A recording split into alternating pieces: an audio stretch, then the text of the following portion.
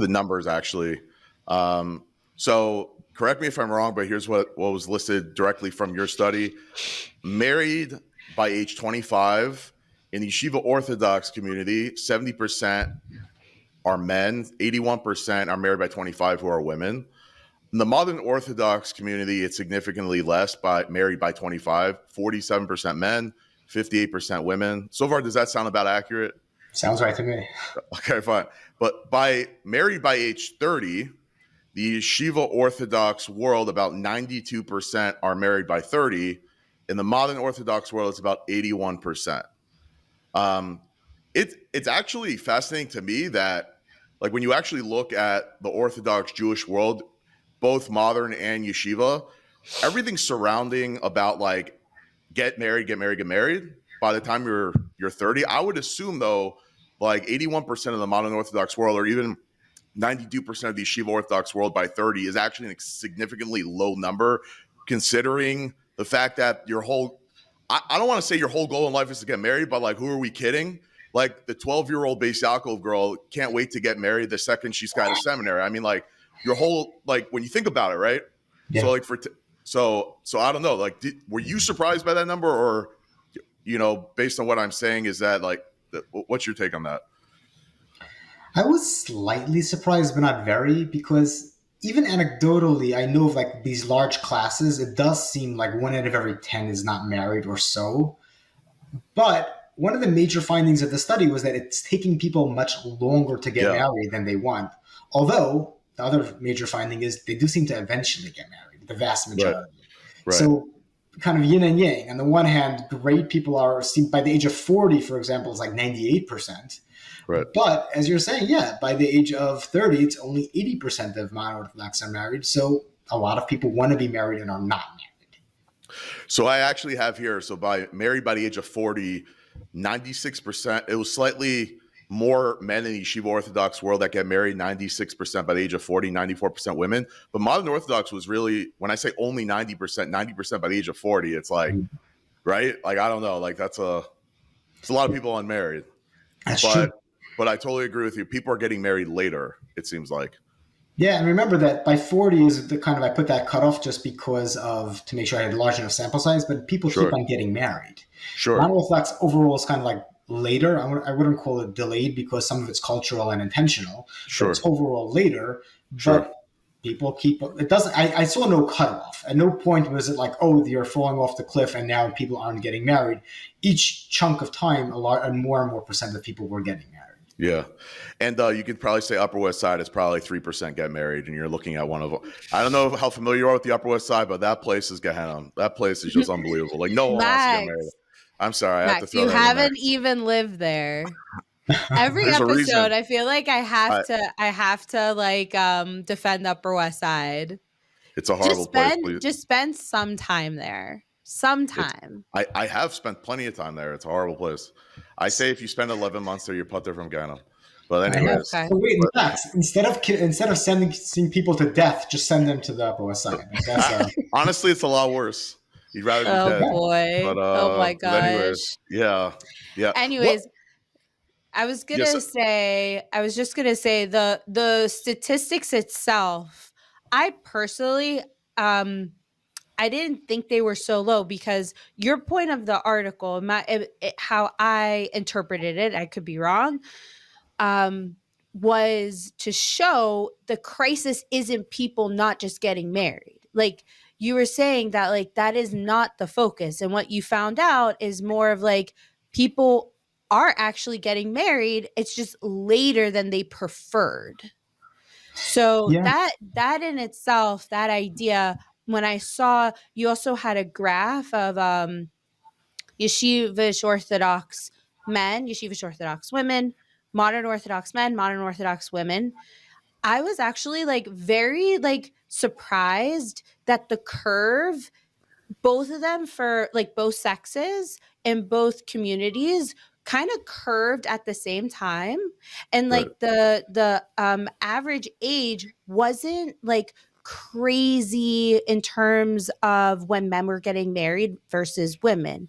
I think it came out, I can't remember. I think it 2.2, was like, the age gap was yeah. 2.2 years, which according to the study was actually surprising. You thought it was probably more, Yeah, right? so that's surprising. So like, no, I was like, actually, okay, like it's your study is bringing to fruition a different type of shidduch crisis. Like, what is it? It's not the fact that people aren't getting married or the fact that there's not enough men, which I'm sure Max will talk about, but like that there's the fact that it's not about that there's not enough men versus women, or the men are wanting somebody younger. It's more of that people are finding themselves a little older than they expected to get married, which I feel like puts a little bit of shape, it like shapes it into perspective a little bit. Yeah, but I that is all accurate, and I would just add that does not minimize the problem, because that people are a little older than they expected is a source of extraordinary pain. Extraordinary, I mean, for Right. many, not for everybody, but many people feel like they're lost in our community, and I mean, part of the problem might be our community making them feel that way. That's definitely a No, problem. we absolutely Yeah, can. Yeah, we yeah. absolutely bash them. Yeah. And yeah, so Yeah. many people, it's taking people longer, and that's not a minor problem, but that's not the same problem as saying that they're never getting married, which is kind of how people think about it. That does not seem to be accurate. Yeah. Right. There's Right. there's a couple of tidbits that I thought were really interesting to point out, and there's some from my own personal life that I'd like to kind of share to kind of get your take on it. I was really shocked when I saw you wrote there are 5%. So globally, there's 5% more boys born than girls per year globally.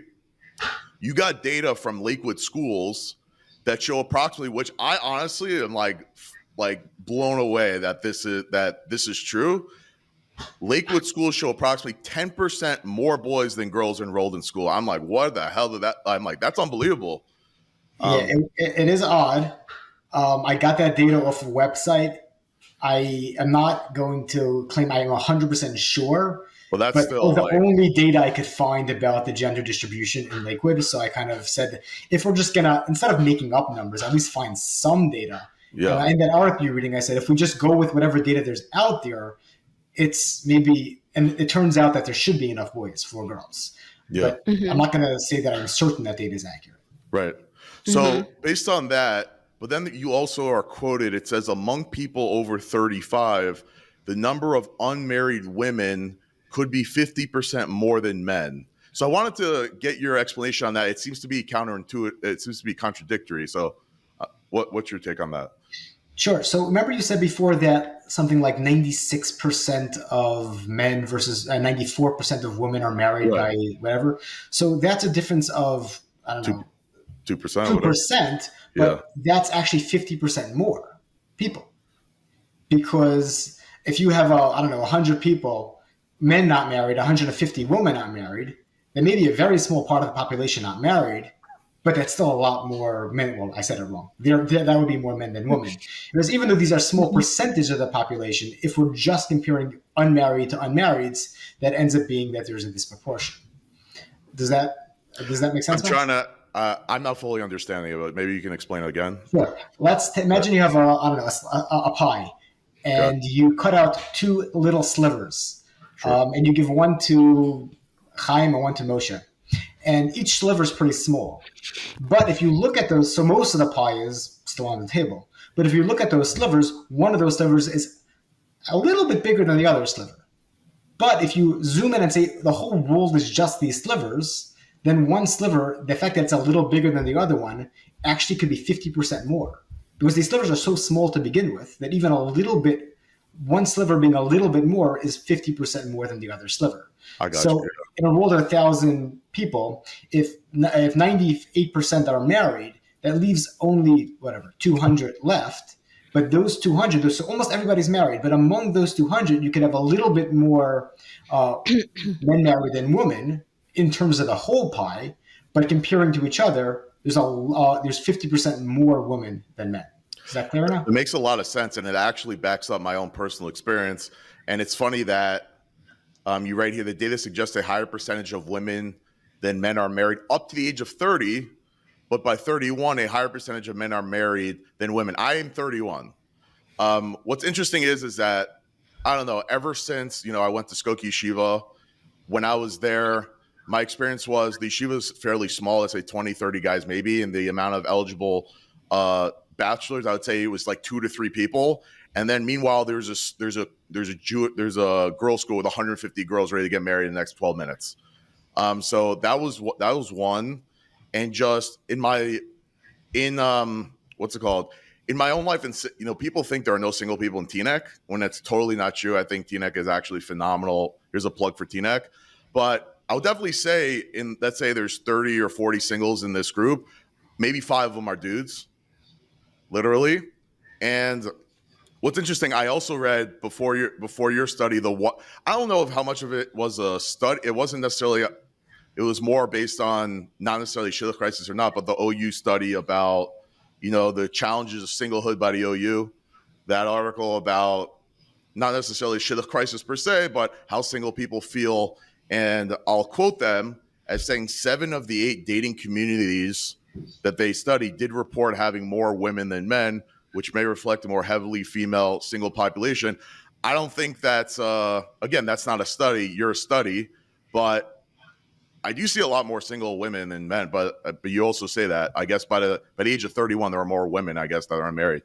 That's when it shifts. Yeah, at that point, there's like an inflection point where you're going to start seeing more single women than men. But overall, it's hard to really tell this anecdotally, just like looking around, because since there's such a pressure for as much as there's a pressure for guys to get married, our community seems to have almost an obsessive pressure for women to be getting married young. So therefore, women are going to feel greater difficulty not being married. So they're going to talk about it more. And there's going to be more, I think there's more noticeable women not married than men, partially just because of our community's focus on that. So but whatever you look at, if you start thinking it's true, that's what you'll see and that's what you'll say. Of course, right. Mm-hmm. Yeah. I did want to say, you mentioned in the article community over involvement within singles as one of the reasons why a single may feel bad about their single status. So what do you mean, I guess, now that we're talking about community, what did you mean exactly by the community over involvement? So to start with, remember talking about that article about kind of yelling at us that 20% of girls will never get married? That extreme focus and let's call it scare tactics, if to be slightly blunt, that our community is obsessed with the Shidduch crisis, and that making it such a, I think, kind of taking over the world in some sense, that this is just such an intense community emphasis and focus in a non-healthy way, makes people more frightened and makes people more pressured and more in pain. And to be honest, I assume that, even though I don't have data on this specifically, I assume that leads to people choosing to marry people when it's not ideal and ending up with poor marriages and possibly more divorces. So it's not just singles that I'm concerned about. I'm concerned about the whole kind of the ripple effects of that.